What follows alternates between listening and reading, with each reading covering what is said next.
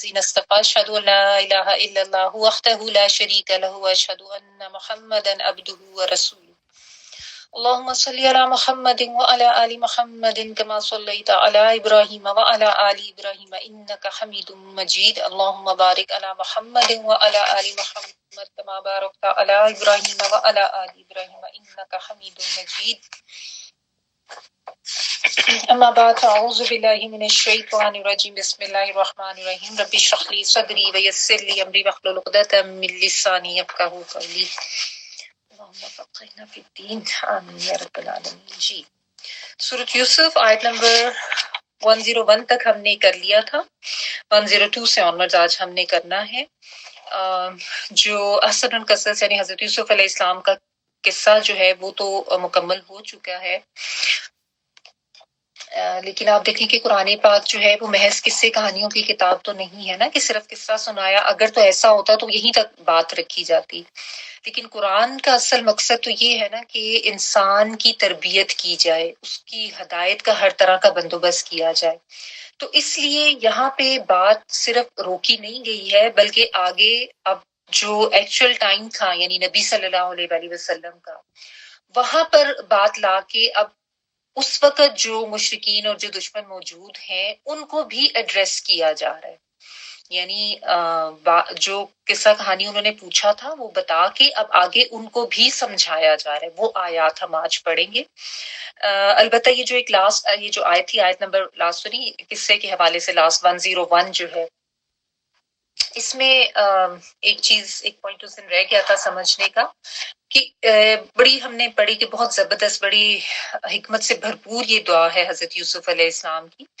اور اس میں ایک چیز جو پتہ چلتی ہے وہ یہ کہ دعا مانگنے کا طریقہ یہ ہے کہ اللہ سبحانہ تعالیٰ کی پہلے حمد و ثنا کی جائے، اس کے احسانات کا شکر ادا کیا جائے، جو بھی اللہ تعالیٰ نے احسان کیے ہیں، ٹھیک ہے نا. کوئی گلہ نہیں، کوئی جزا فضا نہیں، کوئی شکوہ نہیں، ٹھیک ہے. اور اس کے بعد جو ہے نا اپنی جو بھی مطلوبہ دعا ہے وہ انسان کرے. ہمارے دین میں نبی صلی اللہ علیہ وآلہ وسلم نے بھی دعا کا یہی طریقہ سکھایا کہ یہ نہیں کہ ایک دم ہی بس ہاتھ اٹھائے اور یا اللہ یہ دے دے وہ دے دے، ایسے نہیں. اللہ تعالیٰ کی تسبیح، اس کے احسانات کا اقرار، اس کا شکر، اس کی پاکی بیان کرنا، جس کے لیے مختلف کلمات ہیں جو ہمیں سکھائے گئے ہیں، ہم شور سب کو پتہ ہی ہیں. تو وہ کلمات ادا کر کے پھر اللہ تعالیٰ کے جو اچھے اچھے نام ہیں ان ناموں کو شامل کر کے اپنی دعا میں، کیونکہ تو اللہ سبحانہ تعالیٰ نے خود کہا ہے نا کہ میرے نام ہیں اچھے اچھے، ان کے ساتھ مجھے پکارو. تو اللہ تعالیٰ کے نام، بلکہ ان ناموں کا علم بھی تھوڑا حاصل کریں اور ان ناموں کو پھر اپنی دعا میں استعمال کر کے ریپیٹ کر کے، اور اس کے بعد جو اپنی مطلوبہ دعا ہے وہ مانگنی چاہیے. ٹھیک ہے نا. اور پھر ایک چیز اس میں جو یہ ہے نا وَعَلَّمْتَنِي مِن تَأْوِيلِ الْأَحَادِيثِ، اس سے یہ بھی پتہ چلتا ہے کہ یہ جو چاہے خوابوں کی تعبیر ہے، چاہے معاملہ فہمی کی حکمت ہے، یہ اللہ سبحانہ تعالیٰ کی عطا ہوتی ہے. جیسے حضرت یوسف علیہ السلام کو بادشاہت ملنا اتنا ایک غیر معمولی فضل ہی تھا اللہ کا، ایسی غیر معمولی عطا تھی اللہ کی طرف سے نا. تو یہ بھی اللہ کی ہی عطا ہوتی ہے. ٹھیک ہے. تو ویسے تو ہر چیز ہی اللہ کی طرف سے ہے. سمجھنے کی بات اس میں صرف یہ ہے کہ جو بھی عطا اللہ کی طرف سے ہے، جو بھی رحمت، جو بھی اللہ کا کرم اور فضل اس کی طرف سے ہے، اس کو اسی کی ذات کے ساتھ منسوب کیا جانا ضروری ہے. کبھی یہ نہیں کہنا چاہیے کہ میں نے یہ کر لیا، میں نے وہ کر لیا، کیونکہ ہر چیز کی توفیق بھی اللہ کی طرف سے ہی ہے. ہر چیز اللہ ہی کی طرف سے دی ہوئی نعمت اور فضل ہے. ٹھیک ہے. اور اس میں جو ہے دعا میں پھر ساتھ یہ بھی ہم دیکھتے ہیں کہ محض دنیا کا ذکر نہیں ہے، اگرچہ انہوں نے دنیا میں ملنے والی اپنی رحمتوں اور اللہ کے فضل اور انعام و کرام کا ذکر کیا ہے، اس پہ شکر ادا کیا ہے، سب چیزوں کو اللہ کی ذات سے جوڑا ہے، لیکن اپنی موت کو بھی یاد رکھا ہے، اپنی آخرت کو بھی یاد رکھا ہے. ہم میں سے کتنے ہیں جو اپنی موت کو یاد رکھتے ہیں؟ تو اپنی دعاؤں میں جو ہے نا ہمیں اپنی آخرت کی کامیابی اور اپنی موت کے بعد کے جو حالات ہیں ان میں آسانی، اس کے لیے بھی دعا کرنی چاہیے. اپنی اخروی زندگی کے لیے، قبر کی زندگی، جو برزخ کی زندگی ہے، اور پھر آگے جو آخرت کے معاملات ہیں ان میں آسانی مانگنی چاہیے. آسان حساب کی دعا مانگنی چاہیے. اللہ حاسبنی حسابا یسیرا. تو یہ ساری چیزیں جو ہے اپنی دعاؤں میں ہمیں یاد رکھتے ہوئے جو ہے وہ پھر آگے جانا چاہیے.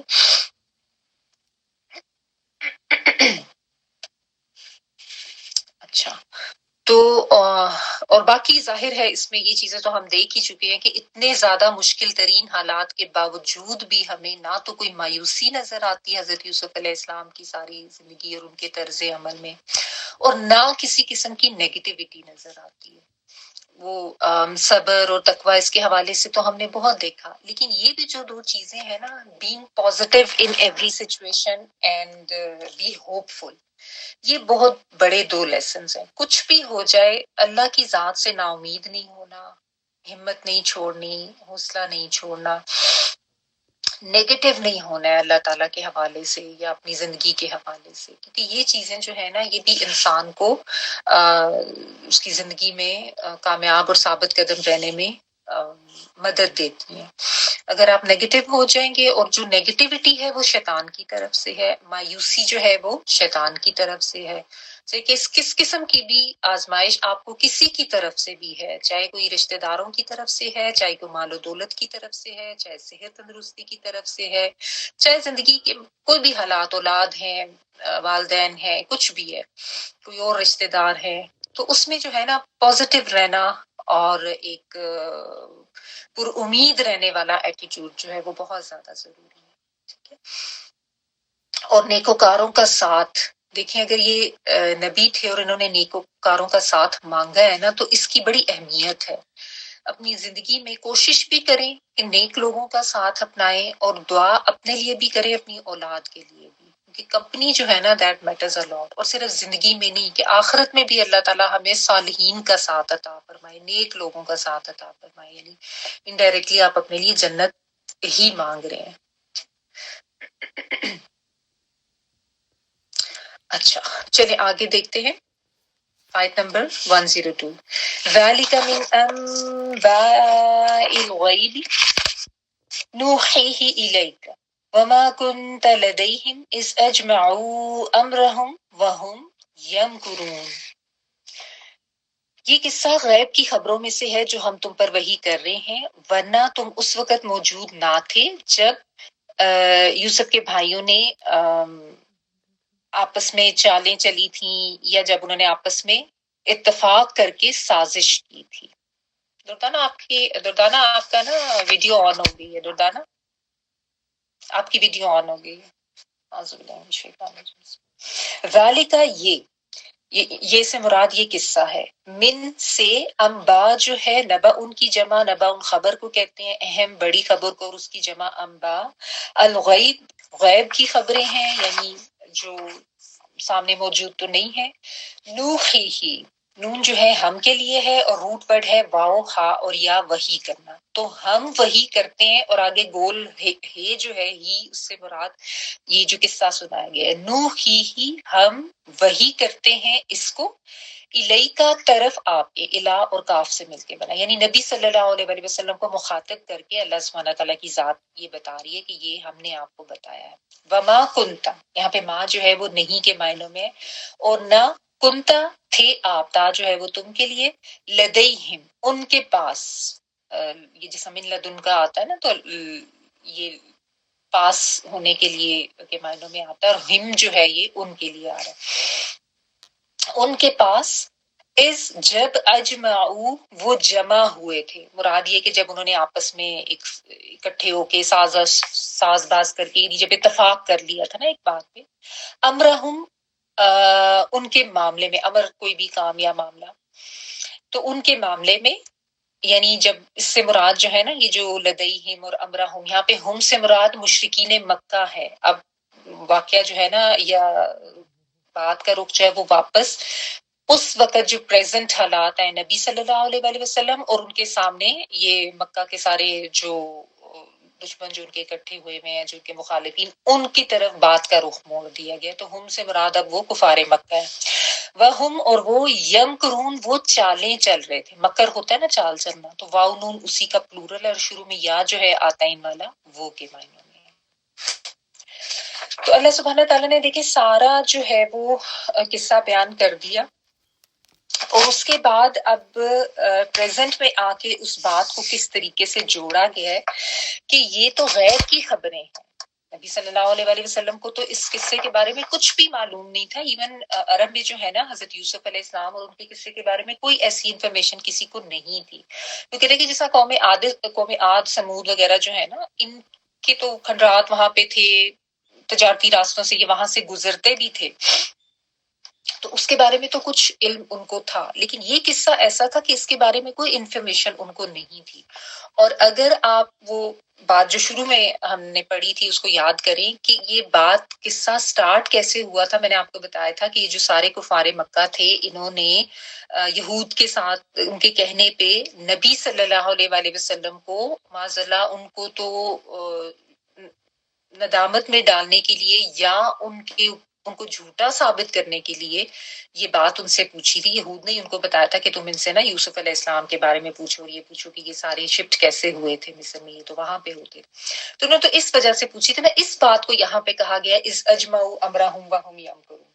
کہ وہ جب جمع ہوئے تھے اکٹھے ہوئے تھے اصل میں تو وہ تمہارے خلاف ایک سازش کر رہے تھے نا, چال چل رہے تھے. ٹھیک ہے. اور آپ صلی اللہ علیہ وسلم کو تو واقعی ایسے کسی قصے کا علم ہی نہیں تھا, آپ تو نہیں جانتے تھے. تو کیسے آپ صلی اللہ علیہ وسلم کو پتا چلا؟ ہم نے وحی کی آپ کو.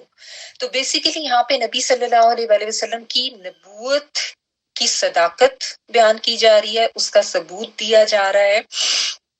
کہ یہ ایک دلیل ہے کہ آپ صلی اللہ علیہ وسلم اللہ تعالیٰ کے نبی ہیں, آپ کے اوپر اللہ تعالیٰ کی طرف سے وحی آتی ہے اور اسی وجہ سے آپ کو یہ غیب کی خبریں پتہ چلتی ہیں. اس سے یہ ثابت ہوتا ہے کہ یہ قرآن جو تمہارے سامنے جو بیان کرتے ہیں یہ نبی, یہ اللہ کا ہی کلام ہے, اللہ کی طرف سے نازل کرتا ہے. ٹھیک ہے. کیونکہ وہ تو یہ سمجھ کے آپ سے پوچھ رہے تھے کہ ایسا واقعہ پوچھیں جس کے بارے میں آپ صلی اللہ علیہ وسلم کو کچھ علم نہیں ہوگا, تو ظاہر لاجواب ہو جائیں گے, جواب نہیں دے سکیں گے, تو وہ آپ کی معذاللہ مزہ سرائی کریں گے, سبکی کریں گے, مذاق اڑائیں گے. ٹھیک ہے نا. لیکن ان کی اس چال کو اللہ سبحانہ تعالیٰ نے کس طرح سے ناکام کیا یہ یہاں پہ بتایا گیا. ٹھیک ہے. اور ابھی ہم دیکھیں گے کہ کس طریقے سے اللہ سبحانہ تعالیٰ یہ جو سارے کفار مکہ جو یہ چال چل رہے تھے ان کو کس طریقے سے ایڈریس کریں گے اور ان کو ان کی غلطیوں پہ کس طرح سرزنش کریں گے اور ان کو سمجھائیں گے.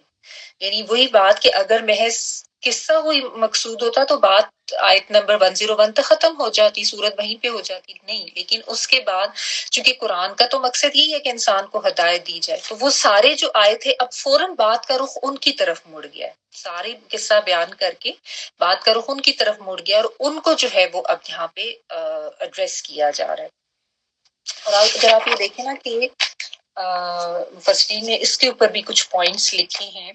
کہ حضرت یوسف علیہ السلام کا واقعہ اور نبی صلی اللہ علیہ وآلہ وسلم کے حالات اور زندگی جو ہیں ان میں بھی کچھ آپس میں ہمیں سملیرٹیز ملتی ہیں.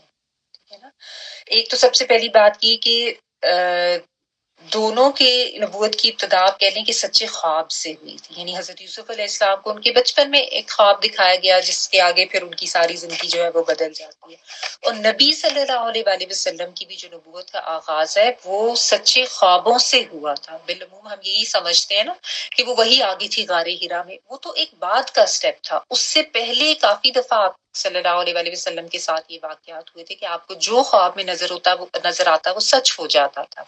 اور آپ کو انڈیکیشن دی گئی تھی اس طریقے سے خوابوں کے ذریعے کہ اللہ سبحانہ تعالیٰ جو ہے وہ آپ کے ذریعے آگے یہ کام لیں گے.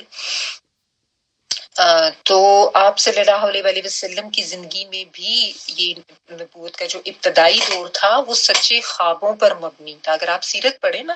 پھر آپ کو ان سوالوں کے جواب ملتے ہیں یا یہ ڈیٹیل پتہ چلتی ہے. بالعموم لوگ یہی سمجھتے ہیں کہ بس وہ وہی آ گئی تھی ایک دن اچانک سے. اس سے پہلے کے جو یہ خواب والے واقعات تھے یہ بھی ایک حقیقت ہے آپ کی زندگی میں. پھر یہ ہوا تھا کہ اب دیکھیں حضرت یعقوب علیہ السلام نے حضرت یوسف علیہ السلام کو پہلے ہی وارن کر دیا تھا کہ تمہارے بھائی جو ہیں وہ تمہارے خلاف کوئی ایسے ہی عمل کر سکتے ہیں جس سے یا تمہیں نقصان پہنچانے کی کوشش کریں گے. اور نبی صلی اللہ علیہ وسلم کو لے کے جب حضرت خدیجہ رضی اللہ تعالیٰ عنہ ورقہ بن نوفل کے پاس گئی تھی تو انہوں نے خبردار کر دیا تھا کہ یہ تمہاری قوم جو ہے تمہاری دشمن ہوگی، تمہیں نکالے گی یہاں سے۔ آپ صلی اللہ علیہ وآلہ وسلم نے حیرت سے پوچھا تھا کہ مجھے نکالیں گے؟ تو انہوں نے کہا تھا کہ ہاں، انبیاء کے ساتھ یہ معاملہ ہوتا رہا اس طرح کی شدت کی مخالفت، اور وہی ہوا۔ جس طرح حضرت یوسف علیہ السلام کو تو ان کے سگے بھائیوں نے اس طرح اپنے آپ سے دور کیا، کنویں میں پھینکا، اور پھر وہ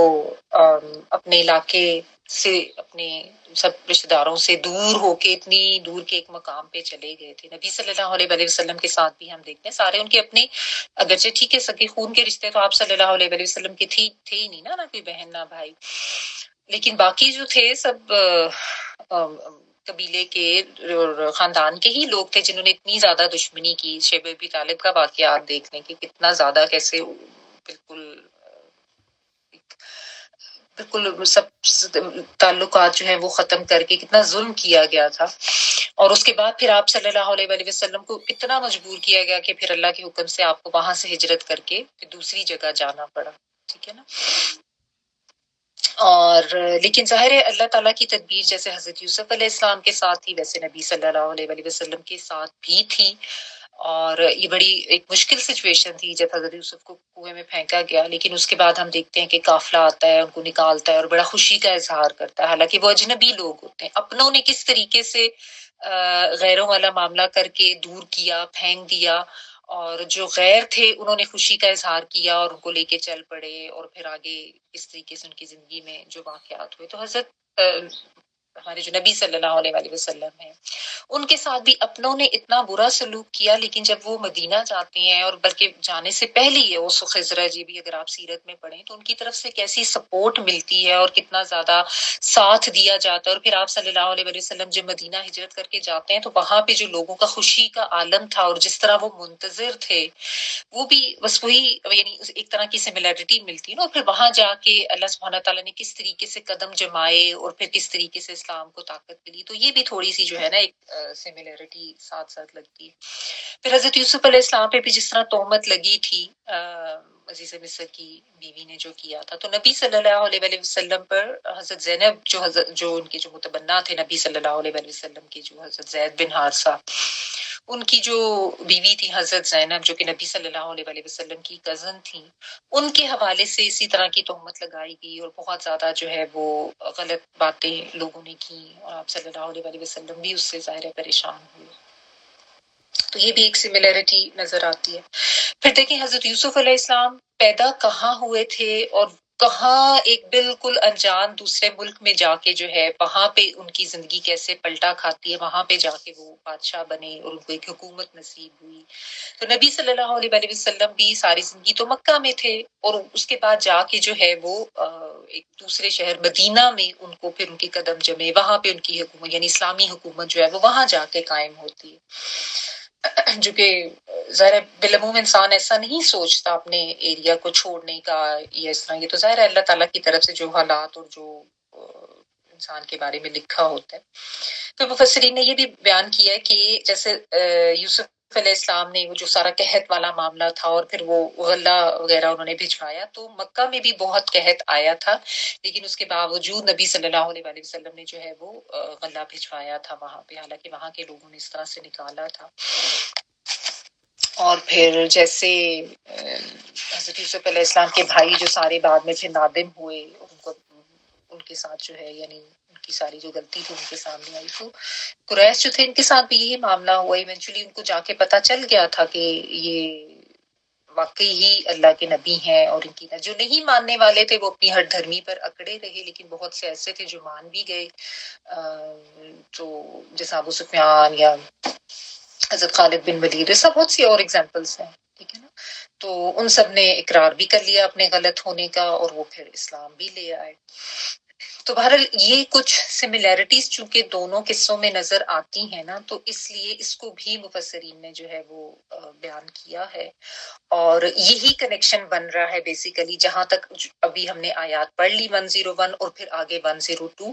کہ اللہ سبحانہ تعالیٰ نے کس طریقے سے نہ صرف یہ کہ قصہ بیان کیا ہے بلکہ اس کو ریلیٹ کیا ہے نبی صلی اللہ علیہ وآلہ وسلم کے پریزنٹ حالات کے ساتھ، اور جو دشمنی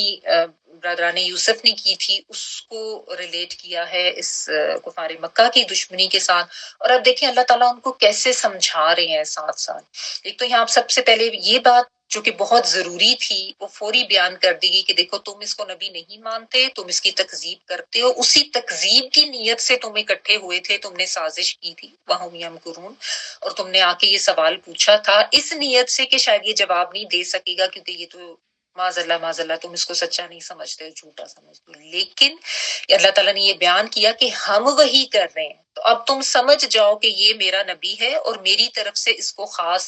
مدد حاصل ہے اور یہ سچا نبی ہے، تو اس کے پاس جو بھی باتیں ہیں وہ میری وحی کے تحت ہی ہیں، تو تم اس کے اوپر ایمان لے. تو سب سے پہلے تو اللہ سبحانہ تعالیٰ نے یہاں پہ جو سب سے اہم بات تھی نبی صلی اللہ علیہ وآلہ وسلم کی نبوت کی دلیل اور صداقت اور ثبوت، اس کو یہاں پہ واضح کر دیے تاکہ جتنے ان کے ذہنوں میں کوئی شکوک و شبہات ہیں وہ نکل جائیں، یا ان کو یہ باور کرا دیا جائے کہ جو تم سوچ کے آئے تھے نا وہ بات تمہارے منہ پہ ہی آ گئی ہے اور ایک طرح سے تم غلط ثابت ہو. اور یہ بھی کہ تم چال چل رہے تھے، یعنی یہ بھی تو ایک چیز ان کے لیے سبکی والی بات ہے نا کہ ان کو یہ سنایا جائے کہ تم تو اکٹھے ہو کے پلاننگ کر کے سازش کر کے آئے تھے اس کو شرمندہ کرنے کے لیے یا اس کو جھوٹا ثابت کرنے کے لیے معاذ اللہ، لیکن اصل میں تم دیکھ لو کہ تمہاری جو چال ہے وہ واضح ہو گئی ہے. تمہارے تو وہم و گمان میں بھی نہیں تھا کہ پورے کا پورا قصہ اس طریقے سے وہ بیان کر دیں گے. تو ان کو یہ باور کرایا جا رہا ہے کہ تم جو چالے چل کے آئے تھے تم اللہ کی نظر سے بچے ہوئے نہیں ہو. تو کوئی بھی غلط کام کرنے والا، کوئی بھی کسی کے خلاف چال چلنے والا یہ مت سوچے کہ وہ اللہ کی نظر سے بچ گیا. اللہ تعالی کی نظر اور پکڑ ہر وقت انسان پہ ہوتی ہے، اور اللہ کس وقت اس کی اس چال اور اس کی سازش کا پردہ فاش کرے اور اس کو جو ہے سب کے سامنے عیاں کر دی جائے، اس کی جو بھی دشمنی اور اس کی جو منافقت ہے، یہ تو اللہ سبحانہ تعالیٰ کی ہی ذات جانتی ہے. ٹھیک ہے، تو کبھی بھی کوئی یہ نہ سمجھے کہ میں کسی کے خلاف سازش تو کر لوں گا تو پھر اس کے بعد میں بچ بھی جاؤں گا.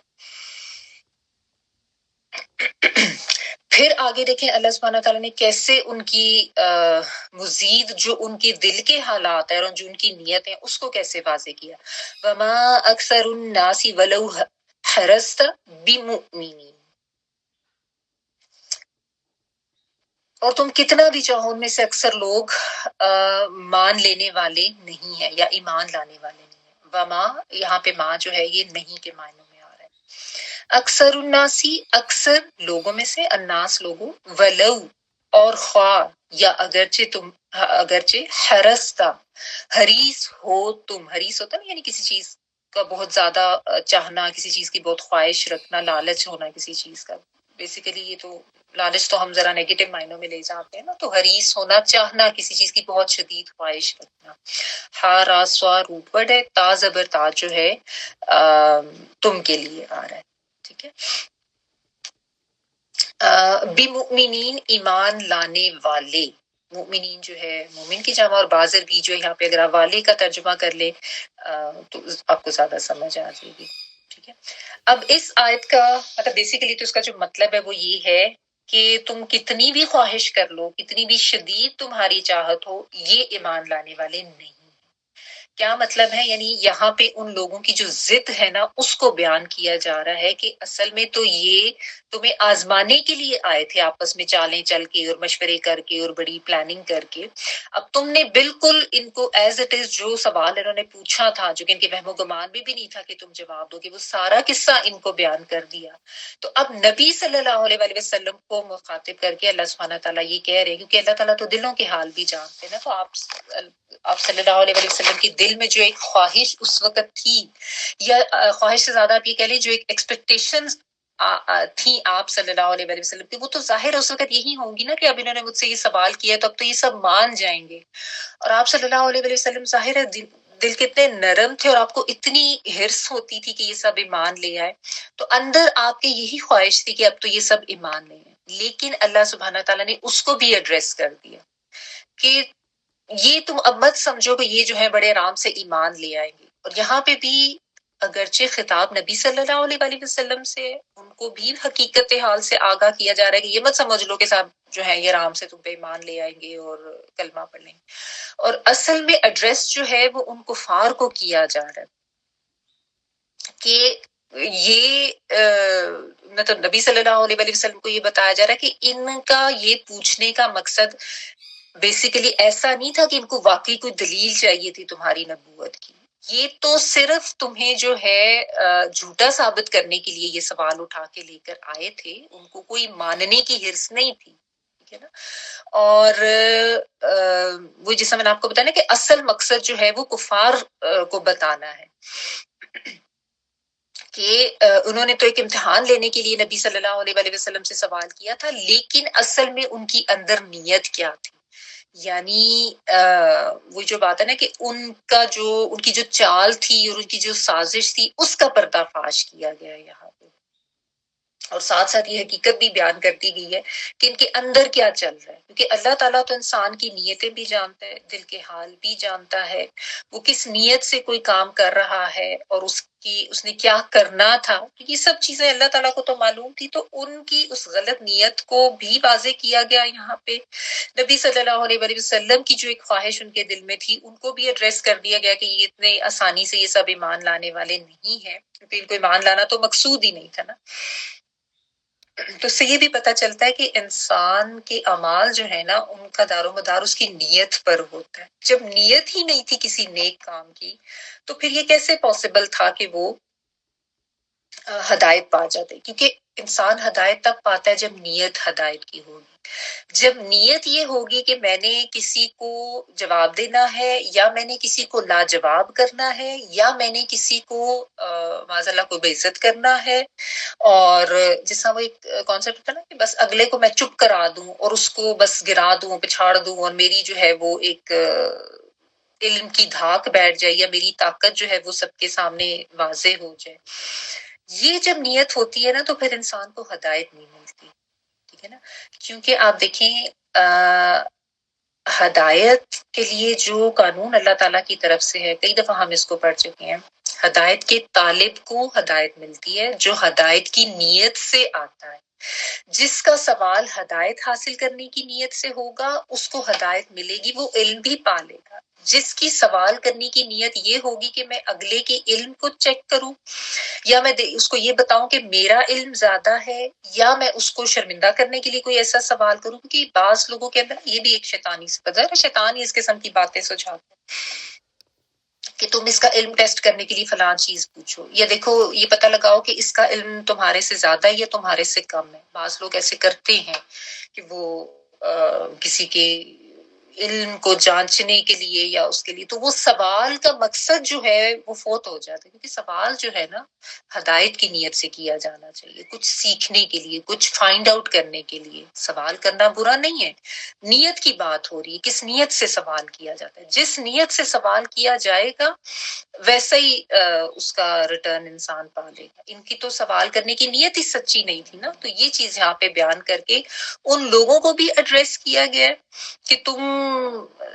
یہ مت سمجھو کہ تمہاری جو نیتیں تھیں اور جو تمہاری سازشیں تھیں وہ اللہ کو معلوم نہیں ہے یا اللہ تعالیٰ اپنے نبی کو اس سے آگاہ نہیں کریں گے، تمہاری نیتوں اور عملوں کا پردہ فاش اللہ تعالیٰ ضرور کریں گے، جو کہ کر دیا گیا ہے، تاکہ ان کو بھی شرمندگی ہو اور ان کو پتہ چلے کہ واقعی یہ اللہ کے نبی ہیں، اور ان کو کیونکہ دلوں کے بھید ایسے کوئی انسان تو نہیں جان سکتا نا۔ نبی صلی اللہ علیہ وسلم کو تو واقعی یہ تھا کہ یہ کوئی ایک سوال لے کر آئے ہیں اور اگر اس کا جواب مل جائے گا تو اسی لیے تو آپ کو یہ جو بات کی ہے نا وَلَوْ حَرَصْتَ، کہ آپ کو یہ حرص تھی کہ یہ تو اب ضرور ایمان لے آئیں گے، کتنا مطلب ان کے سوال کا ایگزیکٹ جواب اللہ تعالیٰ کی طرف سے دے دیا گیا، لیکن اللہ کو تو پتا تھی کہ ان کی نیت کیا ہے، اور اللہ تعالیٰ تو نیتوں کے حوالے سے انسان کے ساتھ معاملہ کرتے ہیں۔ یہ چیز یہاں پہ ان کو بھی بتا دی گئی اور نبی صلی اللہ علیہ وسلم کو بھی بتا دی گئی کہ چونکہ ان کی نیت ہی صاف نہیں تھی تو ایمان کی دولت یہ نہیں پائیں گے۔ یہاں سے بہت زیادہ یہ چیز پتہ چلتی ہے کہ ہم اپنی نیتوں کو ضرور چیک کریں، چاہے ہم کوئی کام کر رہے ہیں، چاہے ہم کسی سے کوئی سوال کر رہے ہیں، چاہے ہم دین کا بھی علم حاصل کر رہے ہیں۔ بات میں اکثر مینشن کرتی ہوں، اپنے دلوں کو ضرور ٹٹولیں کہ آپ دین کا علم کیوں حاصل کرنا چاہ رہے ہیں، کیا واقعی آپ کی نیت ہدایت حاصل کرنے کی ہے، یا کہیں پہ بیچ میں نیت میں یہ فطور آ جاتا ہے کہ اچھا میں یہ پڑھ کے تو فلاں کے اوپر جا کے اپنے علم کی دھاک بٹھاؤں گی اور اس کو جا کے جو ہے یہ باور کرانے کی کوشش کروں گی کہ میں نے تو قرآن بڑا پڑھ لی ہے تو میرا تو علم تمہارے سے زیادہ ہو گیا۔ اور اس میں جو ہے میری بڑی واہ واہ ہو جائے گی اور انسان خود کو برتر اور دوسرے کو کمتر سمجھنا شروع کر دے، تو سمجھے وہیں پہ ہدایت کا سلسلہ تو رک گیا۔ کیوں؟ کیونکہ نیت ہی خراب ہوگی نا۔ نیت ہدایت حاصل کرنے کی بجائے کسی کے اوپر اپنی علم کو کی طاقت جو ہے وہ ثابت کرنے کی بن گئی، تو یہ چیز تو پسندیدہ ہے ہی نہیں۔ ٹھیک ہے، تو اپنی نیتوں کو ضرور چیک کریں۔ کبھی ایسا نہ ہو کہ قرآن سے کچھ سیکھ کے آپ کے ذہن میں یہ بات آ جائے کہ میں دوسرے سے بہتر ہو گئی ہوں۔ دوسروں کے لیے ہمیشہ ہدایت کی دعا مانگے، ان کے لیے ہدایت کی خواہش رکھیں۔ کبھی ایسا ہوتا ہے کہ آپ کسی کے ساتھ بھی ایسی ڈسکشن میں آ جاتے ہیں اور اس میں بھی نا شیطان آپ کے اندر یہ ڈالتا ہے کہ اب تم اس کو یہ بتاؤ جو تمہیں پتہ ہے، تم تو اس سے زیادہ علم رکھنے والی ہو، اور تم اپنی علم کا لوہا منواؤ، اور پھر انسان بات دین کی کر رہا ہوتا ہے، مسئلہ جو ہے وہ دین کے حوالے سے بیان کر، لیکن اپنے اندر نا ایک تکبر آ جاتا ہے، وہ شیطان ڈالتا ہے نا کہ تم تو اس سے بہتر ہوگی۔ ہمیشہ سمجھ جائے، وہاں پہ تعوذ پڑھ لیا کریں دل کے اندر ہی کہ میرے اندر کوئی علم کا تکبر نہ آئے۔ اس دن جب ہم نے اسباق کیے تھے نا تو اس میں ایک یہ چیز رہ گئی تھی کہ ہر علم والے سے اوپر ایک علم والا ہے، فوق کل ذی علم علیم۔ یہ بہت اہم بات تھی جو ہم نے پڑھی تھی۔ ہمیشہ یہ یاد رکھیں جب بھی ذہن میں آئے نا کہ میرا علم بہت زیادہ بڑھ گیا، نہیں، میرے سے اوپر بہت زیادہ علم والے ہیں، میں تو کچھ بھی نہیں، ہمارا تو علم واقعی کچھ نہیں ہے۔ ہم نے تو مطلب ابھی کیا قرآن مجید کو ذرا تھوڑی ڈیٹیل سے پڑھنا شروع کیا ہے، لوگ تو پتہ نہیں کتنے کتنے سالوں کے کورسز کرتے ہیں، پھر ساتھ حدیث کے اتنے کورسز کرتے ہیں، پھر فقہ کا علم حاصل کرتے ہیں، اتنی ڈیٹیل میں جا کے پتہ نہیں کیا کیا چیزیں لوگ کر رہے ہیں۔ ہمیشہ ہی یاد رکھنا چاہیے اور ہمیشہ عاجز رہنا چاہیے، لیکن یہ چیز شیطان ڈلواتا ہے۔ اب ان کے پیچھے بھی تو شیطان ہی لگا ہوا تھا نا، یہ پوچھو، یہ کرو، نیتیں خراب اور ان کے اعمال برباد۔ تو یہ چیز ہمیشہ یاد رکھیں کہ کام کرتے ہوئے اس کی نیت ضرور چاہیے، چاہے آپ دین کا بھی علم حاصل کر رہے ہیں تو یہ یاد رکھیں کہ شیطان آپ کا اجر ضائع کرانے کے لیے آپ کی نیتوں کو خراب کرے گا، اور چونکہ شیطان نے خود کبر کیا تھا، تکبر کیا تھا، تو وہ تکبر ڈلواتا ہے، بالخصوص جو دین کے علم کی طرف آتا ہے نا، قرآن کے علم کی طرف، جو زیادہ عبادت اور ذکر اذکار کی طرف جاتا ہے، اس کو وہ یا تو خود نمائی میں ڈلائے گا، لوگوں کو بتاؤ تم بڑی عبادت کرتے ہو، تم تہجد پڑھتے ہو، یا تم فلاں فلاں تسبیحات کرتے ہو، یا لوگوں کو بتاؤ تم بڑے نیک کام کرتے ہو، چیریٹی صدقہ خیرات کرتے ہو، یا دیکھو تم تو اس سے بہتر ہو نا، وہ تو یہ بھی نہیں کرتی، وہ تو وہ بھی نہیں کرتی، تم نے تو بڑا دین کا علم حاصل کر لیا ہے، تمہیں تو بڑی چیزیں پتہ چل گئی ہیں، تو تم تو اس سے بہتر ہو گیا، تم تو اللہ کے مقربین میں بھی آ گئے۔ یہ ساری چیزیں جب ذہن میں آنے لگ جائے نا، فوراً تعوذ پڑھنا شروع کر دیں۔ Be very very cautious about this. یہ ایسا دشمن ہے نا شیطان کے، ہمیں پتہ بھی نہیں چلتا کس طریقے سے ہمارے اعمال کا جو تھیلا ہے نا اس میں سوراخ کر دیتا ہے، کبھی خود نمائی میں ڈلا کے، کبھی تکبر میں ڈلا کے، اور خود پرستی میں ڈلوا کے۔ So you have to be very careful. تو بہرحال یہاں پہ ان کی وہ جو غلط نیت تھی اس کو اللہ تعالیٰ نے ایڈریس کیا، اس کو بتایا، تاکہ یہ جو مشرکین جو کفار مکہ ہیں ان کو بھی اپنی حیثیت پتہ چل جائے، اور ان کو بھی پتہ چل جائے کہ ان کی نیتیں اللہ سے چھپی نہیں ہیں۔ نبی صلی اللہ علیہ وسلم کو بھی ایک حقیقت بتا دی جائے کہ اتنی آسانی سے ایمان نہیں لائیں گے کیونکہ ان کی نیتیں ٹھیک نہیں تھی، اور ہم سب پڑھنے والوں کے لیے بھی اللہ تعالیٰ نے یہاں پہ یہ سبق دے دیا کہ یہ نیت جو ہے وہ کتنی زیادہ میٹر کرتی ہے، تو نیت کا اخلاص اپنانے کی بہت ضرورت ہے۔ وما تسألهم علیہ من اجر ان هو الا ذکر للعالمین۔ حالانکہ تم اس پر ان سے کوئی اجرت نہیں مانگتے ہو، یہ تو ایک نصیحت ہے جو دنیا والوں کے لیے ہے۔ وما، یہاں پہ بھی ماں جو ہے، ویسے تو جو کے ترجمہ ہوتا ہے نا ماں کا، نہیں کے معنوں میں، بعض دفعہ آگے اللہ آتا ہے جس کی وجہ سے ماں کا ترجمہ چینج ہو جاتا ہے، اور بعض دفعہ اللہ نہیں بھی آتا، وہ آپ کو کانٹیکٹ سے پتہ چل جائے، جیسے پیچھے تھا نا وما کنت لدیہم، اب اس میں اللہ تو نہیں ہے آگے، لیکن کانٹیکٹ سے پتہ چل جاتا ہے کہ اس کا مطلب نہیں ہوگا۔ تو یہاں پہ نہیں ہے، اور نہیں تسألوہم، تم سوال کرتے ان سے، تا آتین والا تم کے معنوں میں، سین حمزہ لام سوال کرنے کا روٹ ورڈ ہے، اور ہم ان سے، ہم سے مراد کفار مکہ ہے، علیہ اوپر اس کے، علا اوپر، اور ہی سے مراد نبی صلی اللہ علیہ وآلہ وسلم کی جو دعوت و تبلیغ ہے وہ مراد ہے، من اجر کسی قسم کا کوئی اجر یا اجر میں سے، ان نہیں ہے، ہوا وہ، اللہ مگر، ذکر ایک ذکر یاد دہانی اور نصیحت کے لیے، اور یہ قرآن مجید کے لیے یہاں پہ آیا ہے، للعالمین تمام جہان والوں کے لیے، عالم کی جماعت۔ آمین۔ اچھا، اب یہاں پہ جو ہے یہ چیز ایک طرح سے پھر آپ کہہ لیں کہ ان کو ملامت کی جا رہی ہے کفار مکہ کو، ان کو جس طرح تنبیہ کا پہلو ہوتا ہے نا، خطاب اگرچہ بظاہر نبی صلی اللہ علیہ وآلہ وسلم کی ذات سے ہی ہے، اور لیکن سمجھانا، بتانا یا وارن کرنا جو ہے وہ کفار مکہ کو ہی مقصود، وہ جو سارے جمع ہو کے آئے ہیں نا، تو ان کو یہ بتایا جا رہا ہے کہ تم جو اتنی ہٹ دھرمی اور ضد پہ اڑے ہوئے ہو اور تم لوگوں نے نہیں ماننا، اور نیتیں بھی تمہاری ٹھیک نہیں ہے، اور تم اس نبی کے اوپر اتنا اعتراض کرتے ہو کہ تمہیں اللہ کی بات دین کی بتاتا ہے، تو تمہیں یہ چیز سمجھ نہیں آتی کہ وہ اپنے کسی ذاتی مقصد کے لیے یا اپنی ذاتی فائدے کے لیے تو یہ اللہ تعالیٰ کے دین کی تبلیغ کا کام نہیں کر رہا نا۔ اگرچہ کہا یہ جا رہا ہے کہ تم ان سے کوئی اجر تو نہیں مانگتے ہو، یہ تو ایک نصیحت ہے تمام لوگوں کے لیے جو ان کو پہنچا دی گئی ہے۔ کہنے کا مقصد یہ ہے کہ کفار مکہ کو یہ باور کرایا جائے کہ یہ نبی جو ہے یہ تو بالکل بے غرض ہو کر اپنی فرائض انجام دے رہا ہے اور تمہارے لیے بھی نصیحت کر رہا ہے، اور یہ جو قرآن بھیجا گیا ہے تمام رہتی دنیا کے لوگوں کے لیے نصیحت ہے۔ اس بندے کا اپنا تو اس میں کوئی فائدہ نہیں ہے، تم کیا اس کو کوئی مال و دولت دے رہے ہو، یا اس کا کوئی ایسا مطالبہ ہے تمہارے ساتھ کہ تم یہ بات مان لو گے، مان لیا ہوگے تو پھر تمہیں مجھے اتنے پیسے دینے پڑیں گے یا تم مجھے اتنی مال و دولت دو، کیونکہ دنیا کا کاروبار جو ہے دنیا کا بالعموم نظام تو لین دین پر ہی چلتا ہے نا، ٹھیک ہے نا۔ جبکہ انبیاء جو ہیں وہ تو اتنے زیادہ بے لوث ہوتے، اتنے بے غرض ہو کے کام کرنے والے ہوتے تھے، اور اتنی دل کی اور نیت کی اخلاص کے ساتھ کام کرتے تھے، ان کے ذہن میں تو ایسی کوئی نیت ہوتی نہیں تھی، کبھی کسی نبی نے کسی سے کوئی اجر نہیں مانگا۔ تو یہ چیز بھی ان کو سمجھائی جا رہی ہے کہ یہ چیز بھی تو ان کی صداقت اور سچائی کی دلیل ہے، تمہیں یہ نظر نہیں آتی، تم خواہ مخواہ کی ضد پر اڑے ہوئے ہو، اور بعض باتیں تمہیں ان کی صحیح بھی لگتی ہیں لیکن تم اس کو مانتے نہیں ہو۔ اگر تم اسی طرف دھیان دے لو کہ یہ تمہارے سے کوئی اجر تو نہیں مانگتا، ٹھیک ہے نا، کیونکہ جو دنیا کا اجر مانگ رہے ہوتے ہیں اس میں اگر کوئی اس قسم کی کوئی بات کرتا ہے کسی غلط نیت سے دنیا کا اجر، تو وہ تو ظاہر ایک دنیا دار انسان ہوگا نا۔ جبکہ نبی صلی اللہ علیہ وآلہ وسلم تو اتنے اخلاص کے ساتھ اور بے لوث ہو کے تم لوگوں کو یہ دعوت دے رہے ہیں اور تم پھر بھی نہیں مانتے ہو، ٹھیک ہے۔ حالانکہ یہ دیکھو کہ یہ تمہارے سے کوئی ایسا ریوارڈ نہیں مانگتا، تو یہ بھی ایک طرح سے نبی صلی اللہ علیہ وآلہ وسلم کی سچائی کی دلیل کے طور پر یہ بات کی گئی، تاکہ لوگوں کو پتہ چلے کہ کس کی نیت واقعی کتنی زیادہ خالص ہے، صرف لوگوں کو ہدایت دینے کی ہے، اس میں اپنا کوئی ذاتی مقصد، کوئی ذاتی مفاد ان کا ہے ہی نہیں۔ اور پھر اس میں بہت اہم بات بتا دی گئی سب کے لیے کہ یہ جو ذکر ہے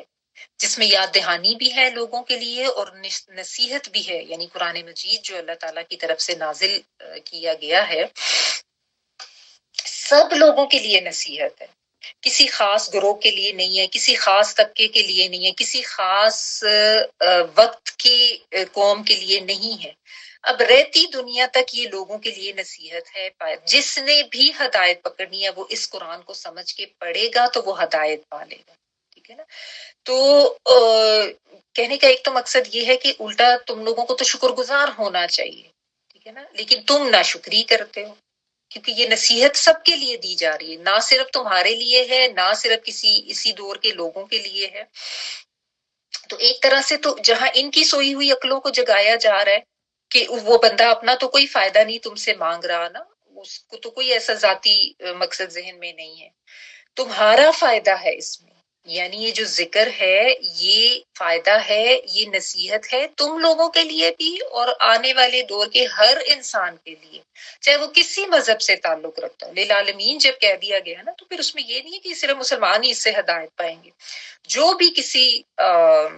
دور میں کسی قسم کی بھی ہدایت پانا چاہتا ہے وہ اس سے پالے گا۔ تو یہاں پہ ذکر سے مراد یہ احسن القصص حضرت یوسف علیہ السلام کا بھی قصہ ہو سکتا ہے، جس سے بہت سے لوگ جو ہے وہ ہدایت پاتے بھی ہیں، اور اس سے مراد قرآن مجید اٹ سیلف بھی ہے، یعنی پورا قرآن آپ لے لیں تمام جہانوں کے لیے ہدایت ہے، اور چونکہ بات یوسف علیہ السلام کے قصے سے ہو رہی تھی تو اس کو بھی ذکر کہہ سکتے ہیں یہاں پہ دونوں طرح سے ہی بات صحیح آتی ہے کہ قرآن تمام جہان والوں کے لیے نصیحت ہے یا یہ قصہ. اور واقعی یہ جو حضرت یوسف علیہ السلام کا قصہ ہے نا، اس میں ہر انسان جو ہے وہ اپنے لیے کسی نہ کسی قسم کا سبق ضرور لے سکتا ہے. بہت سے نان مسلمس بھی ہیں. ایک وہ جو کیٹ اسٹیونسن نام تھا، یہ کیا جو ایک برٹش پاپ سنگر، اور پھر ان کے بارے میں یہی آتا ہے کہ وہ جب اسلام کی طرف آئے تو یہ جو صورت تھی اس سے بہت زیادہ متاثر ہوئے، تو انہوں نے اپنا نام بھی پھر یوسف اسلام ہی رکھا تھا. بہرحال تو یہ ذکر جو ہے اس سے مراد دونوں چیزیں ہیں، حضرت یوسف علیہ السلام کا قصہ بھی اور قرآن مجید بھی. ہر ایک کے لیے ہدایت ہے، لیکن کون؟ جو پہلے اوپر بات اللہ تعالیٰ نے واضح کر دی، جس کی نیت خالص ہوگی، جس کی نیت صاف ہوگی وہ ہدایت پائے گا.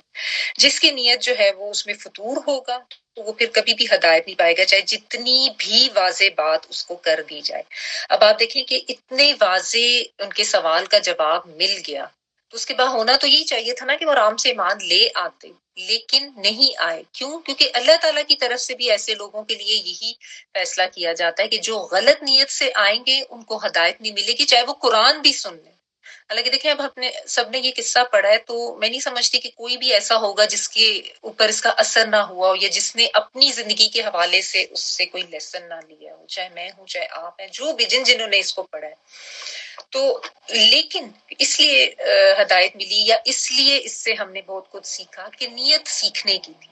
تو جن کی نیتوں میں فطور ہوگا وہ کچھ نہیں سیکھیں گے. ان کو وہ اللہ تعالیٰ کی طرف سے نا ایک ایسا معاملہ کر دیا جاتا ہے، یا آپ کہہ دیں کہ اللہ تعالیٰ کی طرف سے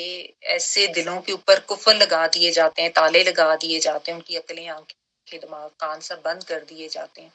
جن کے اندر فطور ہوتا ہے. ٹھیک ہے، ورنہ اللہ نے تو یہ تمام جہان والوں کے لیے ہدایت بنا کے بھیجی ہے. یہ قرآن ہے یا یہ قصہ ہے. کون پائے گا ہدایت؟ جو صاف نیت سے اس کی طرف آئے گا. تو یہ ایک کلیہ بھی یہاں پہ ایک طرح سے پتہ چل جائے گا. ٹھیک ہے، وَكَأَيٍّ مِّنْ آيَةٍ فِي السَّمَاوَاتِ وَالْأَرْضِ يَمُرُّونَ عَلَيْهَا وَهُمْ عَنْهَا مُعْرِضُونَ. اور آسمان و زمین میں کتنی ہی نشانیاں ہیں جن پر سے یہ لوگ گزرتے ہیں اور اعراض کر دیتے ہیں. وَكَأَيٍّ، کا جو ہے وہ مانند کے لیے آتا ہے، اور عین جو ہے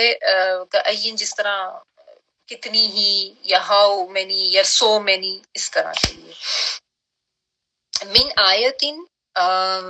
نشانیوں میں سے، اگرچہ آیتن جو ہے وہ ہم دیکھتے ہیں کہ سنگولر ہے، آیات نہیں لکھا گیا، لیکن چونکہ من آ گیا نا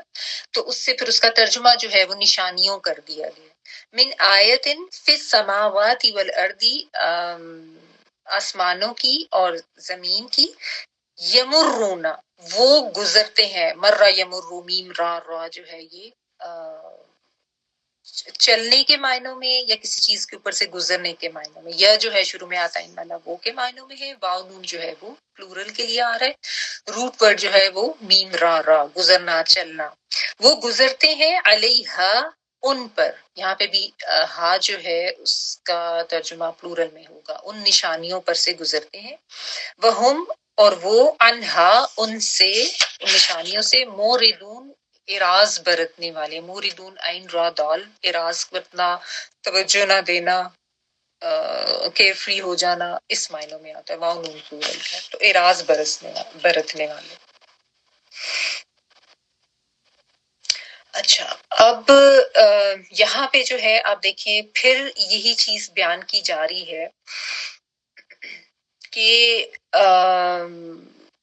قصہ تو پورا بیان کر دیا گیا اور اس وہاں تک بات روکی بھی نہیں گئی. کیوں نہیں روکی گئی؟ تاکہ ان لوگوں کو ان کی غلطیوں پہ ایڈریس کر کے ان کو سیکھنے کا، سمجھنے کا موقع دیا جائے اور ان کو بتایا جائے کہ یہ کیا کیا اور کہاں کہاں پہ غلط ہے. تو ان کو پھر اب وہ جن کی غفلت تھی وہاں پہ ان کو بھی تنبیہ کی جا رہی ہے، ان کو بھی وارن کی جا رہی ہے کہ صرف یہ قصہ ہی نہیں تھا کافی کہ تم اس کو سن کے ایمان لے آتے. تمہارے تو ارد گرد آسمان اور زمین میں دیکھو بے شمار نشانیاں ایسی ہیں، اگر تم غور و فکر کرنے والے ہوتے تو ان کے اوپر ہی غور و فکر کر کے تم ایمان لا سکتے تھے. یعنی بہت سی ایسی نشانیاں جن کے اوپر یہ گزرتے ہیں. یعنی اگر اس قصے کو سن کے ایمان نہیں لائے تو کوئی ایسی بات نہیں ہے کہ یہ تو روزانہ بہت سی ایسی نشانیاں دیکھتے ہیں، مانتے نہیں ہیں. کیوں؟ کیونکہ نیت ٹھیک نہیں ہے. کیونکہ یہ کوئی غور و فکر نہیں کرتے، یہ کوئی تدبر نہیں کرتے. یہ یہاں پہ نا بہت بڑی حقیقت اللہ تعالیٰ نے بیان کی ہے کہ ایمان لانے والوں کے لیے تو اتنی بڑی نشانیاں کائنات میں موجود ہیں، لیکن وہ غور و فکر نہیں کرتے نا، ایک روٹین سا سمجھتے ہیں، روٹین کے مطابق ان چیزوں کے اوپر سے گزر جاتے ہیں، اعراض برتتے ہیں، اس سے سمجھ آئے بھی، کوئی ایسا اشارہ ملے بھی تو اس کی طرف دھیان نہیں دیتے. اور اکثریت کا المیہ یہی ہے، اکثریت اسی پر رہتی ہے کہ تدبر نہیں کرنا، غور و فکر نہیں کرنا. یعنی دیکھیں نا، جو ایک عام انسان ہے نا، اس کا رویہ یہی ہوتا ہے کہ بس سامنے اگر کوئی پہاڑ ہے تو ٹھیک ہے پہاڑ ہے، سورج ستارے ہیں تو سورج ستارے ہیں، درخت درخت ہے. اس کے لحاظ سے وہ یعنی جو ہوتا ہے نا جس کو کہتے ہیں تدبر کرنا، اس لحاظ سے وہ کبھی ان چیزوں کو دیکھتا ہی نہیں ہے. تو اس طریقے سے تو عام جانور بھی دیکھ رہے ہوتے ہیں، جانور کو بھی پتا ہوتا ہے یہ سامنے گھاس آ گئی ہے، اب یہ سامنے پانی آ گیا ہے. تو اس طریقے سے انسان کو جو شعور دیا گیا ہے اس کا مقصد تو پورا ہی نہیں ہوتا نا. اللہ تعالیٰ نے جو انسان کو حواس دیے ہیں، سوچنے سمجھنے والا دماغ دیا ہے، شعور دیا ہے، تو اتنا تو نہیں دیا، اس وجہ سے تو نہیں دیا کہ بس ان چیزوں کو دیکھے اور یہ کرے کہ اچھا ہاں یہ درخت ہے، اس سے میں پھل توڑ لیتا ہوں اور اس سے میں جو ہوں پودے سے اپنا کوئی اناج وغیرہ حاصل کر لیتا ہوں، بس اتنا ہی. یا یہ پانی ہے اور یہ پہاڑ ہے اور یہ پھل پھول لگے ہوئے ہیں. جبکہ عموماً اکثریت لوگ اسی طرح سے غافل ہو کے رہتے ہیں اور وہ ان چیزوں پر غور و فکر نہیں کرتے، بس اپنی زندگی میں مگن مگن مگن ایک مشین بنے ہوئے ہیں، بس صبح ہوئی شام ہوئی اپنے کام کیے، پیسہ کمایا اور اسی میں مگن رہتے ہیں. ٹھیک ہے نا. تو یہ بیسیکلی ایک آپ کہہ لیں کہ ایک تالے لگ گئے ہوتے ہیں نا دلوں کے اوپر. حالانکہ جو ایک غور و فکر کرنے والا ہوگا نا، وہ اگر کہیں باہر جائے گا اور وہ دیکھے گا درخت ہے، پھول ہے، پہاڑ ہے، اس کے زبان سے سب سے پہلے تو سبحان اللہ نکلے، فوراً وہ اللہ کی تعریف کرے گا کہ یہ اللہ کی ہی تعریف ہے، اللہ کی ہی قدرت ہے کہ ایسے خوبصورت نظارے جو ہیں وہ مجھے دیکھنے کو مل رہے ہیں. ٹھیک ہے نا. اور وہ نہ صرف یہ کہ اللہ کی تعریف کرے گا، وہ شکر بھی ادا کرے گا کہ اللہ تعالیٰ نے مجھے یہ موقع دیا، وہ غور و فکر بھی کرے گا ان چیزوں کے اوپر. یعنی فرض کریں ایک عام بندہ تو ہے وہ یہ کہے گا نا کہ اچھا اس وقت سوئچ آن کرتا ہوں تو لائٹ آ جاتی ہے، جبکہ جو غور و فکر کرنے والا ہے نا اس کو تھوڑی سی یہ سینس بھی ضرور ہوگی کہ یہ جو بجلی میرے تک پہنچ رہی ہے یہ بھی اللہ کی بہت بڑی نعمت ہے. وہ چاہے ٹیپ کھولے گا پانی آئے گا تو اس پہ بھی شکر ادا کرے گا، الحمدللہ ایک ایسے ہاتھ کے اشارے سے پانی آ رہا ہے، پانی بند ہو رہا ہے. تو جن کے پاس نہیں ہوتا ان لوگوں کو دیکھیں انسان پھر نصیحت پکڑتا ہے کہ کتنی بڑی نعمت ہے. ایک جو سوچ سمجھنے والا ذہن ہے نا اس کو یہ پتا ہوگا کہ یہ جو میں بجلی استعمال کر رہا ہوں یہ کہاں سے آ رہی ہے. عموماً لوگ تو یہ کہیں گے نا پیچھے ظاہر ہے گرڈ اسٹیشن سے آ رہی ہے، وہاں سے تاروں میں گھس کے، لیکن اصل میں وہ جو پیچھے جہاں پہ پانی سے بجلی بن رہی ہے اور اس پانی کا حصول، وہ پانی اللہ تعالیٰ کی طرف سے دی ہوئی نعمت، اور انسان جس طریقے سے اپنی عقل کو استعمال کر کے پھر اس بجلی کو حاصل کرتا ہے اور اس سے اپنے لیے فائدہ حاصل کرتا ہے، وہ صلاحیت کس نے دی؟ وہ بھی اللہ تعالیٰ نے ہی دی نا. تو بیسیکلی یہی بات ہے کہ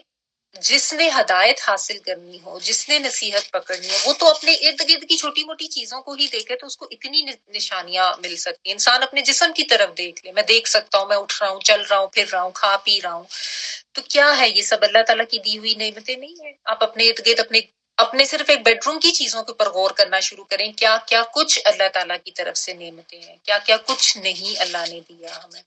اپنی الماری کھول لیں، اپنی پینٹری کھول لیں، اپنی روزمرہ جب آپ کھانا پکا رہے ہوتے ہیں تو دیکھ لیں کتنی نعمتیں ہیں تو ہم کھانا پکا رہے ہوتے ہیں، لیکن ہم غور نہیں کرتے نا. اگلی بھی ابھی جب ہم سورت پڑھیں گے اس میں بھی اللہ تعالیٰ کی بہت سی نعمتوں کو اسی لیے بیان کیا گیا ہے تاکہ انسان کو غور و فکر کی دعوت دی جائے. ایک تحریک جب جی جاتی ہے نا انسان کو، پھر انسان تھوڑا سا چونکتا ہے کہ واقعی میں تو اپنی زندگی بس ایک روٹین کے مطابق گزار رہا ہوں، میں نے کبھی نہیں غور کیا فریج سے آٹا نکالتے ہوئے یا سالن پکاتے ہوئے کہ کتنی بڑی اللہ کی نعمت ہے. اس لمحے پہ بھی میں اللہ کا شکر ادا کروں، اس لمحے پہ بھی میں اللہ کی تسبیح بیان کروں. تو یعنی اللہ کی تو نعمتیں اور اس کی قدرت کی نشانیاں اتنی بے شمار ہیں اور اتنی انگنت ہر طرف پھیلی ہوئی ہیں کہ کسی کو اس قسم کے خاص کوئی ثبوت یا کوئی معجزے کی ضرورت باقی نہیں رہتی. تو اس سے یہ بھی پتہ چلتا ہے کہ اللہ تعالیٰ نے جو شعور دیا ہے نا اور جو عقل دی ہے اس کو استعمال اگر انسان کرے تو وہ اپنے رب کی معرفت پا سکتا ہے۔ اللہ تعالیٰ نے انسان کو کوئی جانوروں جیسا تو نہیں بنایا، یہی تو فرق ہے ایک انسان میں اور جانور میں۔ تو جانور بھی ایسے ہی دیکھ کے گزر جاتا ہے اور انسان بھی ایسے ہی دیکھ کے گزر جائے۔ تو اب اپنے آپ کو چیک کریں ہم کہ جب ہم اللہ کی نعمتیں دیکھتے ہیں، اللہ کی قدرت کے نظارے جب ہم ادھر ادھر دیکھتے ہیں تو کیا ہم اللہ کی معرفت حاصل کرتے ہیں؟ کیا ہم اس کی تسبیح کرتے ہیں یا ہم محض باہر جاتے ہیں گھوم پھر کے پکنک کر کے آ جاتے ہیں اور اس میں ہم نے نہ کوئی شکر ادا کیا، نہ اس میں کوئی اللہ کی تسبیح کی، نہ ان چیزوں کا احساس کیا کہ یہ سارے نظارے قدرت کے ہیں، تو اللہ کی کیسی نعمتیں ہیں اور اللہ کی ذات کی کیسی بڑائی ہے اس کا احساس۔ عام لوگ جب بارش ہو رہی ہوتی ہے تو کیا کریں گے؟ اچھا ٹھیک ہے بارش ہو رہی ہے نا، بس ایک فینومینا ہے، ابھی زیادہ ہو رہی ہے ابھی کم ہو رہی ہے، بارش ہونی ہوگی تو یہ ہو جائے گا وہ ہو جائے گا۔ لیکن جو ایک ایمان والا انسان ہوتا ہے یا جو ایک حساس انسان ہوتا ہے جو غور و فکر کرتا ہے، اس کو سب سے پہلے تو خیال یہ آنا چاہیے کہ بارش کے وقت نبی صلی اللہ علیہ وسلم نے یہ بتایا کہ دعا مانگنی چاہیے، وہ دعا بھی مانگے گا، اس کو یہ فوراً شکر اس کے منہ سے نکلے گا کہ الحمدللہ بارش ہو رہی ہے، اللہ تعالیٰ کی طرف سے احسان ہے۔ ورنہ عام لوگ کہیں گے اوف بارش ہوگی، حبس ہو گیا، کیا مصیبت ہے، کتنا گلومی لگ رہا ہے۔ جس طرح پچھلے کچھ عرصے سے یہاں جو ویدر چل رہا ہے، so mostly people are seeing it's so gloomy, we want to see the sun, sun نہیں نظر آ رہا، ایک وہ ہو جاتا ہے نا رویہ۔ حالانکہ دیکھیں بارش اللہ کی نعمت ہے، رحمت ہے، اگر بارشیں نہیں ہوں گی تو ہماری کتنی زیادہ جو اور اللہ کی نعمتیں جو کراپس وغیرہ وہ نہیں ہمیں ملیں گی۔ تو اس وقت سارا دن بارش ہو رہی ہے، سارا دن بیٹھ کے اللہ سے دعا کریں اس نیت کے ساتھ کہ نبی صلی اللہ علیہ وسلم نے کہا ہے کہ یہ تو اللہ کی رحمت ہے بارش،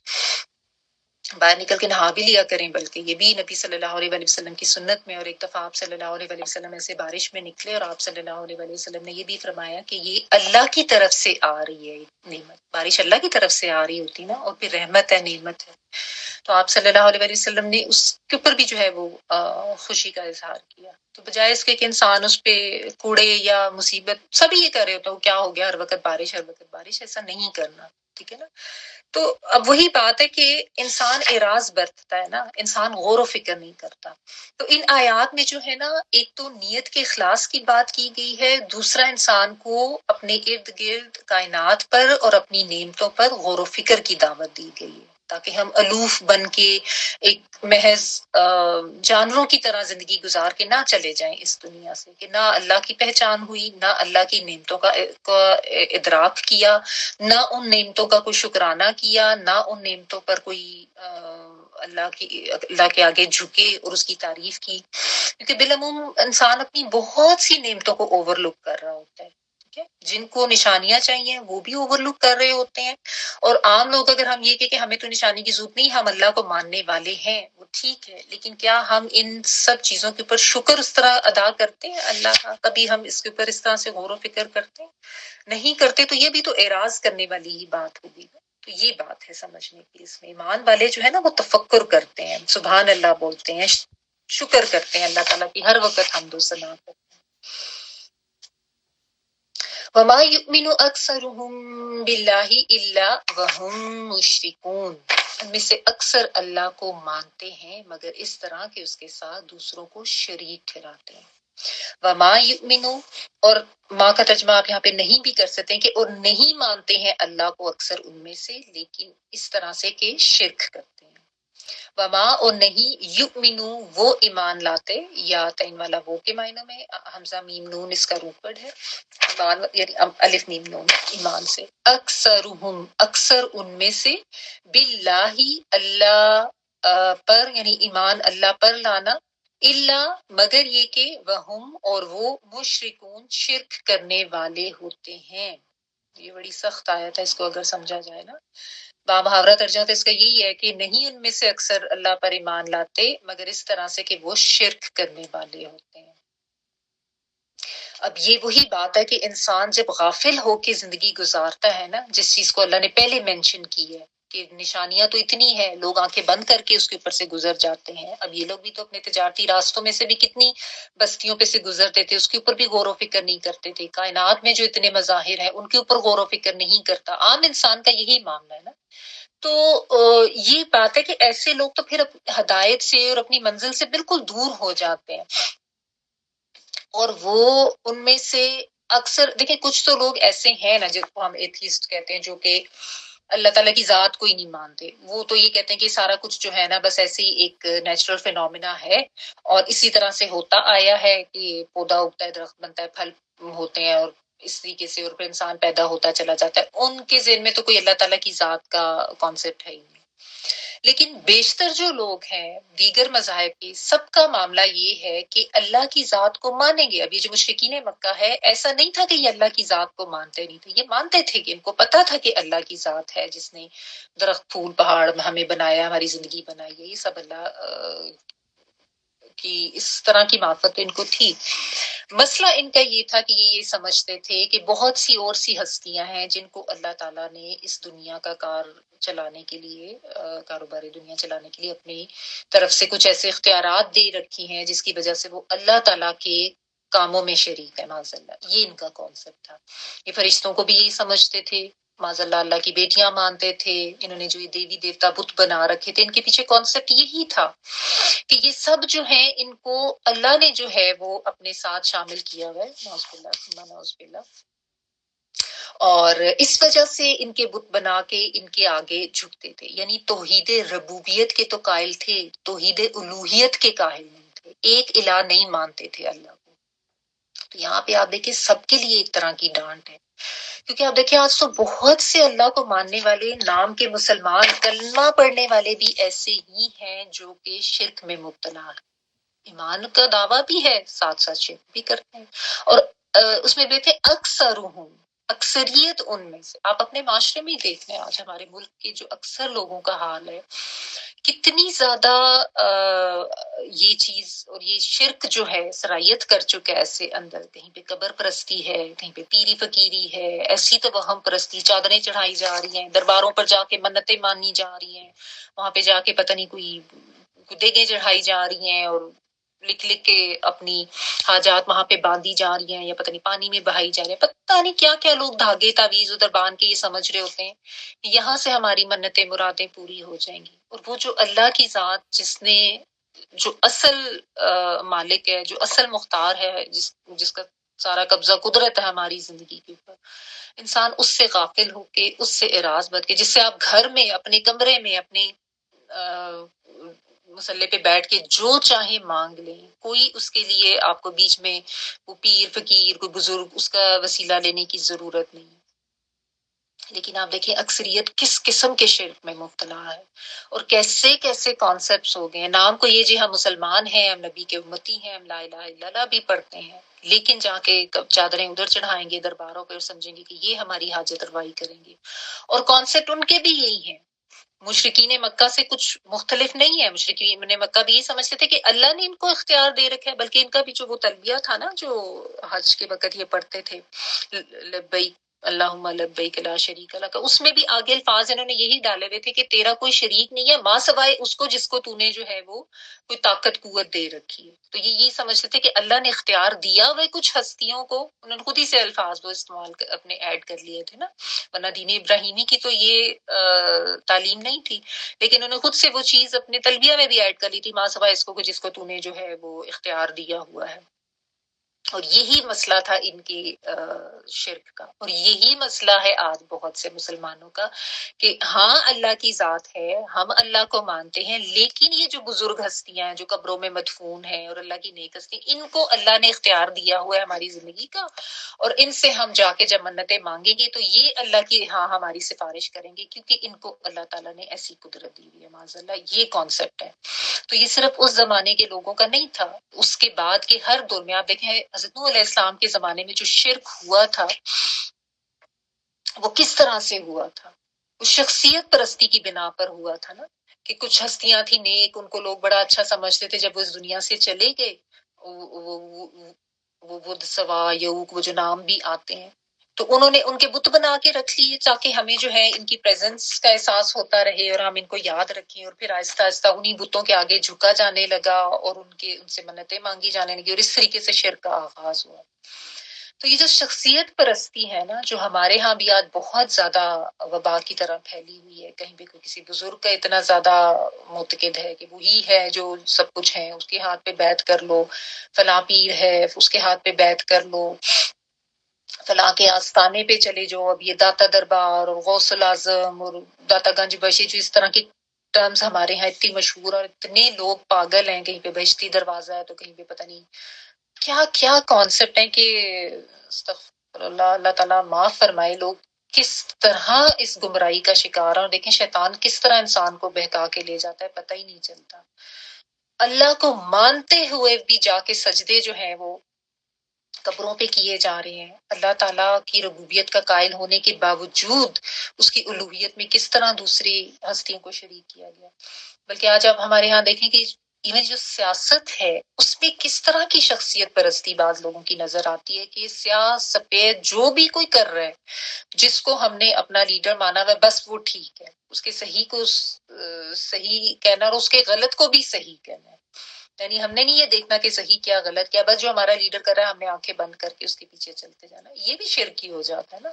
کہ اتنی زیادہ شخصیت پرستی، اور یہ جو شخصیت پرستی ہے نا یہ انسان کو لے کے جاتی ہے شرک کی طرح۔ تو ہمیشہ یہ یاد رکھیں، کسی سے اتنا زیادہ متاثر نہ ہو، چاہے آپ کو کوئی دین پڑھانے والا بھی۔ بعض دفعہ لوگوں کا یہ بھی معاملہ ہو جاتا ہے کہ جہاں سے ان کو کوئی اچھی باتیں، کوئی دین کے حوالے سے کوئی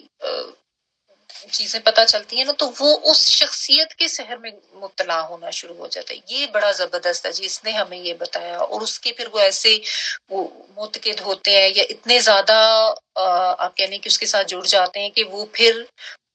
جو بات اس نے کہی ہے وہ ٹھیک ہے، باقی کسی کی بات لینے کی ضرورت ہی نہیں ہے۔ اپنی عقل اور اپنی شعور کے دروازے جو ہے نا اس کو بند کر دیا جاتا ہے، یہ بھی جائز نہیں ہے۔ کوئی دنیا کی محبت اللہ کی محبت پر غالب نہیں آنی چاہیے۔ کسی ہستی کا اثر انسان کے اوپر ایسا نہیں ہونا چاہیے کہ انسان اس کی صحیح غلط کو دیکھے ہی نہ اور بس اس کے پیچھے آنکھ بند کر کے چلتا جائے۔ وہ تو جانوروں مویشیوں والی بات ہوگی نا، کہ انسان آنکھیں بند کر کے اس کے پیچھے چلے۔ تو ہمیشہ یہ یاد رکھیں، یہ جو اللہ تعالیٰ نے یہاں پہ بات کی ہے نا، کہ ان میں سے اکثر شرک کرنے والے ہیں، اکثر کا حال یہی ہے۔ سب کے لیے اس میں ایک ڈانٹ ہے، سب کو جو ہے ایک طرح سے اس میں سرزنش کی گئی ہے۔ تو اپنے اپنے اعمال کو بھی ہم چیک کریں، اپنی نیتوں کو بھی چیک کریں، اور اپنی جو آپ کہہ لیں کہ ایفیلیشنز ہے نا ہماری، ان کو ہم چیک کریں کہ کہیں پہ ایسا تو نہیں ہے کہ میں کسی کے ساتھ اتنا زیادہ اس سے امپریس ہو کے اس کے ساتھ ہو گیا کہ مجھے لگتا ہے کہ بس یہی ہے جس نے ہر چیز میری پوری کرنی ہے، اور اس کو معاذ اللہ تعالیٰ کے ساتھ شریک کر دیا گیا۔ کیونکہ ان کا بھی یہی مسئلہ تھا نا، اسی طرح سے جیسا حضرت نوح علیہ السلام کی قوم نے شرک کیا، اسی طرح سے لوگ آگے کرتے کرتے آج اس دنیا میں بھی یہی ہو رہا ہے، ٹھیک ہے نا۔ تو چاہے معاشرت ہے، چاہے معیشت ہے، چاہے سیاست ہے، کوئی بھی شعبہ ہے زندگی کا،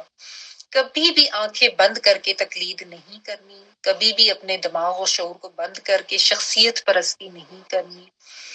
کسی قسم کی کا جو اختیار ہے وہ اللہ سبحانہ تعالیٰ کی ذات کے علاوہ کسی اور میں نہیں سمجھنا، کہ فلاں حاجت روا ہے، فلاں غوث العظم ہے، فلاں نے اولاد دینی ہے، ادھر جا کے چادر چڑھائیں گے تو نوکری مل جائے گی، بیماری دور ہو جائے گی، مسائل جو ہیں وہ دور ہو جائیں گے۔ ایسا کچھ بھی نہیں۔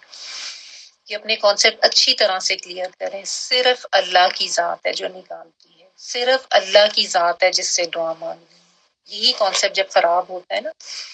تو انسان ادھر ادھر بھاگنا شروع کر دیتا ہے۔ بعض دفعہ لوگوں کو پتہ نہیں چلتا، نوکریاں کرتے ہوئے لوگ اس قسم کے کانسیپٹ کا شکار ہو جائیں کہ میں اس کو خوش کر لوں، میں اس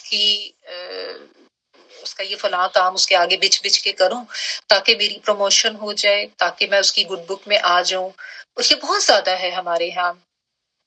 آفیسز میں، کمپنیز میں، اور جو بھی اس طرح کی آرگنائزیشنز ہیں جہاں پہ ایک وہ ہائرارکی سی چل رہی ہوتی ہے نا، تو وہ نیچے والے جو ہوتے ہیں اوپر جانے کے لیے یہی سمجھ رہے ہوتے ہیں کہ میں اپنے باس کو خوش کر لوں، میں فلاں کو خوش کر لوں، اور اس کے لیے چاہے غلط کام کرنا پڑے،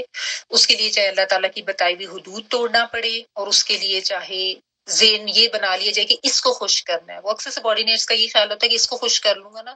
تو میرا بس بیڑا پار ہے، اور میری کامیابی تو پکی ہو جائے گی، مجھے ترقی بھی مل جائے گی، مجھے ڈیزگنیشن بھی اچھی مل جائے گی، اور میں آگے چلا جاؤں گا۔ یہ بھی شرک کے زمرے میں آتا ہے، لوگ اس کو اکثر سمجھتے نہیں ہیں۔ آپ نے اللہ کے ساتھ شریک کر لیا نا، کس نے آپ کو ترقی دینی ہے، کس نے آپ کو رزق دینا ہے، کس نے آپ کو آگے لے کے جانا ہے، یہ کامیابی دینی ہے؟ صرف اللہ کی ذات۔ تو اللہ کو خوش کرنے اور اس کی ذات کی کبریائی ماننے کی بجائے انسان لوگوں کو بڑا ماننا شروع کر دے، ان کو خوش کرنے کے پیچھے لگ جائے اور اس کے پیچھے پھر اللہ تعالیٰ کی بتائی ہوئی ساری حدود و قیود ان کو بھی توڑ جائے، ٹھیک ہے نا؟ اور یہ شیطان کرواتا ہے، ایسے وہ آنکھیں بند کرواتا ہے۔ بہت سے مسلمان جو گھر آ کے نماز بھی پڑھ رہے ہوتے ہیں، پوری پوری نمازیں بھی پڑھ رہے ہوں گے، روزے بھی رکھ رہے ہوتے ہیں، زکوٰۃ کی ادائیگی بھی ہو رہی ہوتی ہے، لیکن اپنے جو ان کے یہ معاملات ہیں نا، آفس سے ریلیٹڈ یا اپنی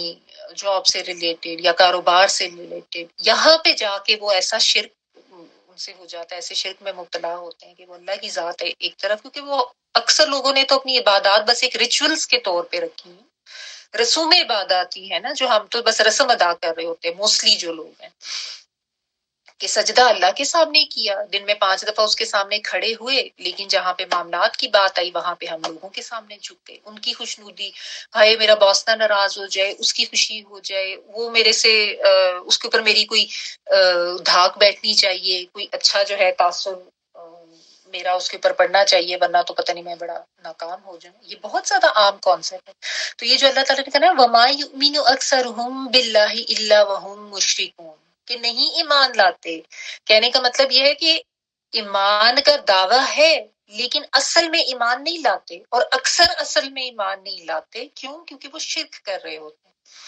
جب شرک ساتھ شامل ہو گیا تو پھر ایمان اس میں تو آمیزش آ گئی نا، اللہ تعالیٰ کو تو خالص ایمان چاہیے۔ تو یہاں پہ بھی نا ہمیں رک کے سوچنے کی ضرورت ہے کہ کہیں پہ کوئی کسی انسان کی، کسی شخصیت کی، چاہے وہ ہماری اپنی اولاد یا کوئی ہمارا اپنا بہت قریبی کیوں نہ ہو جائے، کسی کی محبت ایسی تو نہیں ہمارے دل میں بیٹھ گئی ہوئی کہ ہم اللہ تعالیٰ کی محبت کو کم کر کے اور اس کی خوشنودی کو ایک طرف رکھ کے، اس کے تقویٰ کو ایک طرف رکھ کے لوگوں کے ڈر اپنا کے بیٹھے ہوئے۔ یہ بہت سے لوگوں کا معاملہ ہے، لوگوں کا ڈر، لوگوں کا خوف، معاشرے میں یہ ہو جائے گا، یہ نہ فلاں میرے ساتھ کر جائے، ہائے لوگ کیا کہیں گے، ہائے میں نے ایسے کر دیا۔ یہ کبھی نہیں کوئی سوچتا کہ اللہ ناراض ہوگا، کوئی نہیں سوچتا کہ اللہ تعالیٰ کیسے کیا سوچیں گے، اللہ تعالیٰ کی خوشنودی مجھے لکھنی چاہیے یا لوگوں کی۔ معاشرہ، لوگ، دوست، احباب، برادری، ان ساروں کے ڈر ہم نے پالے ہوئے ہیں۔ یہ سب شرک ہی ہے نا اللہ کی ذات کے ساتھ، کہ اللہ کی ذات کو ہم نے اتنا بڑا نہیں مانا، لوگوں کو مانا۔ تو یہ چیز یہاں پہ بہت زیادہ بڑی یہ آپ سمجھیں کہ سخت اور سمجھنے والی آیت ہے، ہر کوئی اس کے لیے، ٹھیک ہے؟ تو اس پہ ہر کوئی اپنے اپنے اس آئینے میں اپنا دیکھ لے۔ چلیں اس کو یہیں تک رکھ لیتے ہیں، یہاں تک تلاوت سن لیتے ہیں، انشاءاللہ اس سے آگے پھر ہم کل اس کو کوشش کریں گے کہ اللہ تعالیٰ قابل کرے کہ اس کو مکمل کریں۔ جی گانا جی پلیز تلاوت طے کر دیں۔ ذلك من الغيب نوحيه إليك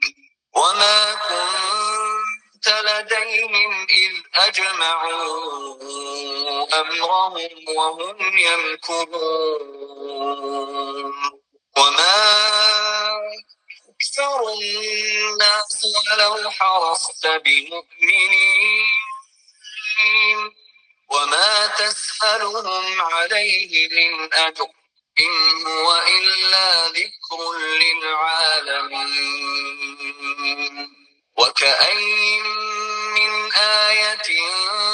في السماوات والأرض يمرون عليها وهم عنها معرضون وما يؤمن أكثرهم بالله إلا وهم مشركون۔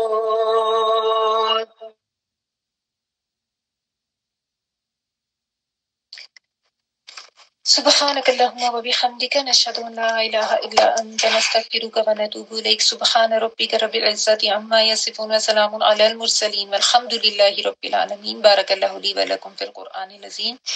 ونفعني وإياكم بالآيات وذكر الحكيم۔ دعا کر لیجیے۔